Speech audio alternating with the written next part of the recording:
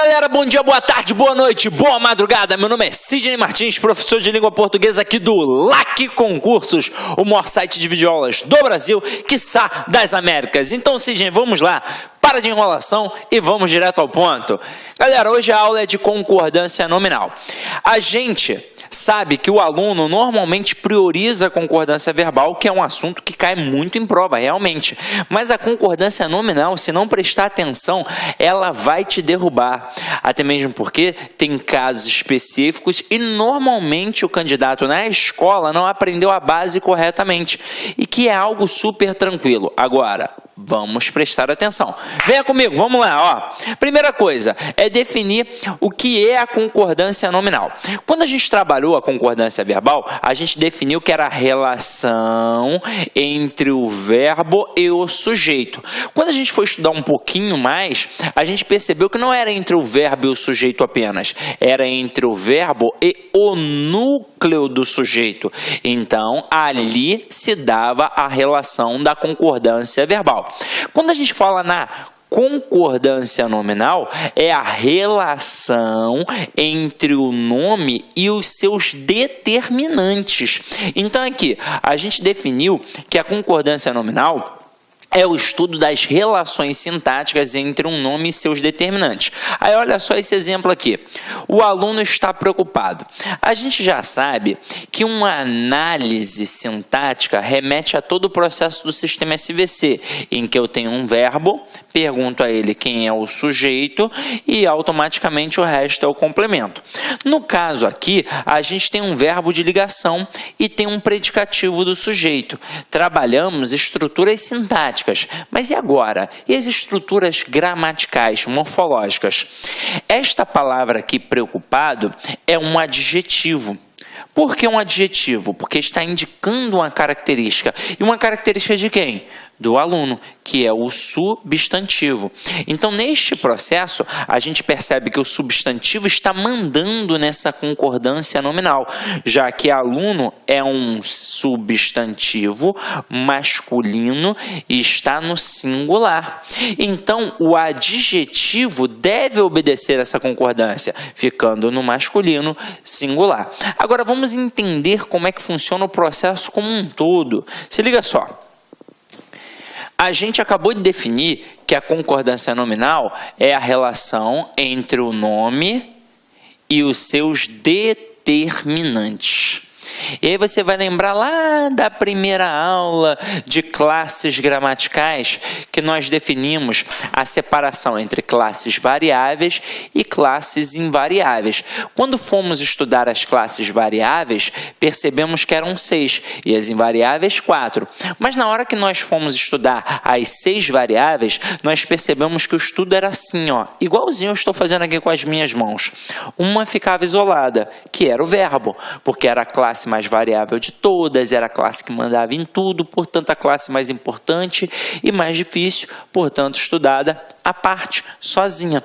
E as outras 5 trabalhavam num processo conjunto, em que uma ficava no meio, mandando, e as outras 4 só na sua periferia, obedecendo. Então é assim, ó, qual é a classe responsável pelo nome? Quem é o nome? É o substantivo. E quem está aqui na periferia do substantivo? O numeral, o pronome, o artigo e o adjetivo.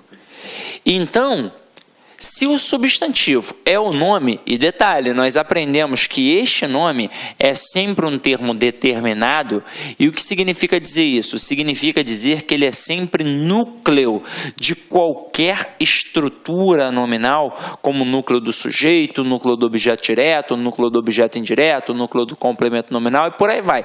E aí pensa comigo, se ele é uma estrutura nuclear, se ele é um núcleo, é ele que manda em quem está em sua periferia. Então, a concordância nominal tem como elemento basilar, tem como base o seguinte processo: o substantivo manda e quem está em sua periferia obedece. Já que ele é o determinado, quem está na periferia aqui são os determinantes. Então, a regra básica é esta: o substantivo no singular o resto no singular. Substantivo no plural, o resto no plural. Substantivo no masculino, o resto no masculino. Substantivo no feminino, o resto no feminino. Agora, se esta é a base, por que eu tenho de ficar estudando um monte de coisa? É simples desse jeito, Sidney? A base é esta. Agora, você provavelmente pensou mais em substantivo e adjetivo, por alguns motivos. Primeiro, qualquer elemento que acompanha um substantivo tem valor adjetivo. A gente viu isso lá na primeira aula, quando a gente trabalhou a concepção do pronome adjetivo e do pronome substantivo. Agora, todos os outros que estão aqui, acompanhando o nome, tem como princípio o valor adjetivo. E um elemento mais importante ainda, para a gente enfatizar sempre o substantivo e o adjetivo na questão da concordância nominal. Eu tenho o substantivo composto, assim como eu tenho o adjetivo composto. E eles acabam sendo os elementos principais, mas todos os outros correspondem ao processo da concordância nominal também, ok? Então vamos lá, agora a gente vai brincar com os elementos das concordâncias, entender como é que tudo funciona. Então vamos lá. Quando eu tenho um substantivo, é isso daqui, em via de regra. Agora, e quando eu tiver dois substantivos? O que eu começo a ter, Sidney? Você começa a ter os tipos de concordância. Olha aqui, acompanha comigo. A gente passa a ter a concordância atrativa e a concordância gramatical. O que é a concordância atrativa? Vamos lá. Eu tenho dois substantivos, um substantivo composto, e eu vou acrescentar um adjetivo. Vou colocar ali um adjetivo. Se esse adjetivo vai fazer uma concordância atrativa, ele vai concordar com quem? Com o elemento que está mais próximo a ele, independentemente de como se apresentar. Se está no feminino, singular, singular, plural, plural, masculino, masculino, vai ser assim, independentemente de como se apresentar. Agora, eu também posso ter a concordância gramatical. E aí o que vai acontecer? Você aprendeu lá na aula de concordância verbal que a concordância gramatical é aquela baseada pela soma. É assim. Aquele termo vai fazer referência ao seu termo correspondente. E se estiver no singular, vai ficar no singular. Se estiver no plural, vai ficar no plural. E por aí vai. Só que assim era no verbo. Agora a gente tem mais coisas para poder trabalhar. A gente tem a questão do gênero e do número. Então, se eu tenho dois substantivos e vou colocar um adjetivo e vou fazer uma concordância gramatical, primeira coisa, este adjetivo vai ficar no plural, porque ele vai concordar com todo mundo que está ali. Agora, tem outra coisa importante, vai ficar no plural do gênero dominante. Como assim do gênero dominante? Meu companheiro, quando a gente tem masculino e feminino, quem é que manda? É o masculino. Então, por exemplo, vamos supor que aqui fosse uma sala de aula realmente presencial e aí tivessem 100 mulheres. Eu diria, por exemplo, se fosse de manhã, bom dia, alunas. Mas e se tivessem 99 mulheres e um homem? Eu deveria dizer bom dia, alunos, porque basta um homem para mandar em 99 mulheres. Claro, na língua portuguesa. Em casa, já sei bem como é que é. Agora, vem aqui comigo, vamos dar uma olhada nos exemplos. Primeiro exemplo aqui, carro e moto nova. O que a gente fez aqui? A gente fez uma concordância atrativa. O que é a concordância atrativa? É aquela em que o adjetivo concorda com o substantivo mais próximo. Como o substantivo mais próximo é moto, a moto, feminino singular, a motocicleta, o adjetivo fica no feminino singular. Agora aqui, carro e moto novos. Que concordância a gente fez aqui? A gente fez uma concordância gramatical, em que o adjetivo concorda tanto com moto quanto com carro. Mas, tá vendo que ele vai ficar no plural no masculino? Por quê? Porque eu tenho um elemento masculino, que é a palavra carro. E não importa se é só um masculino e um feminino, não. Poderíamos ter, como no exemplo que eu acabei de citar agora, 1 milhão até de elementos femininos. Mas se eu tiver um elemento masculino, é plural no masculino. Então agora a gente vai entender como é que funcionam realmente essas concordâncias. Em que situações nós as utilizamos. Né? Quase que não sai, né? Ficou um trava-língua aqui agora. Agora acompanha aqui comigo, nós temos de pensar da seguinte forma: eu posso trabalhar na ordem direta ou fazer uma inversão. Quando a gente trabalha na ordem direta, a base vai ser a seguinte: primeiro vai ver o substantivo, depois vai ver o adjetivo. E quando eu fizer a inversão, eu vou trocar, beleza? Então, olha aqui, ó. Na primeira aqui, a gente tem aqui, ó, filme, novela, longa ou longos. Por quê? A gente colocou primeiro o substantivo e depois o adjetivo. Então, quando o adjetivo está após o substantivo, quando ele está depois do substantivo, olha o macete. Depois do substantivo, tem um D de 2. Então, nós podemos fazer os dois tipos de concordância. Nós podemos ter a concordância atrativa e a gramatical. Então, na hora que eu digo filme, novela, longa, longa faz uma concordância atrativa, concordando apenas com novela, que é feminino singular.